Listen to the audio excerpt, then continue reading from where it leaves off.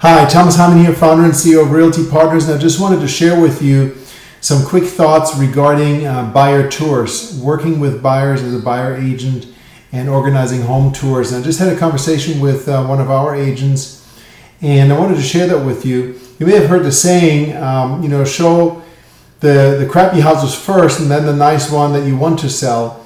And while that seems a bit corny, there's some truth to it psychologically. So let's say you have a buyer, and nowadays, of course, the buyers are telling you what they want to look at. They've done their research, they've been on your website, they've picked out 5 or 6 properties that they want to see. How are you going to structure that show? That tour? Are you just going at random, putting these things together? Are you going to map it out based on what's most convenient to drive? Or are you going to use some psychology in putting together that tour?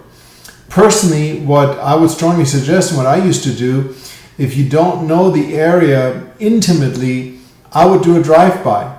If it's a higher price point, I would actually do a preview of the property if that's at all possible.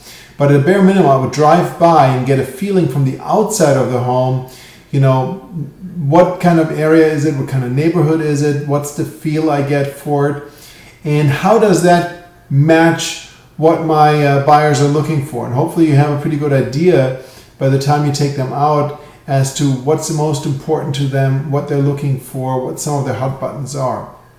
And then you want to organize your tour and literally go from worst to best. And here's why.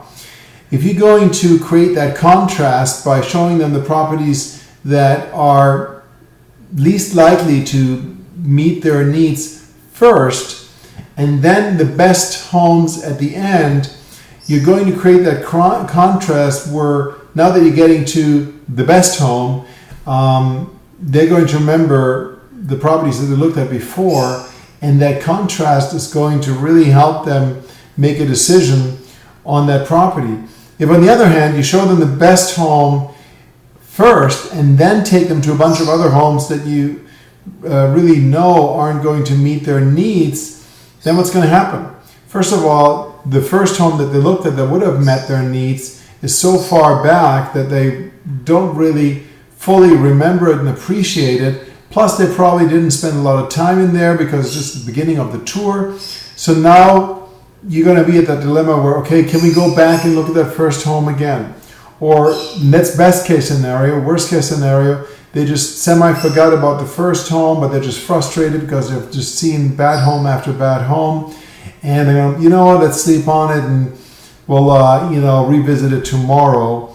And it's just very, very tough to move forward from there. So just psychologically, you want to create that contrast, which creates more value at the home that is most likely to meet their needs, and then organize your home tours accordingly. Hope this makes sense. If you have any questions, feel free to shoot me a message. Thomas Hyman, founder and CEO of Realty Partners, with this quick daily success tip. Make it a great day.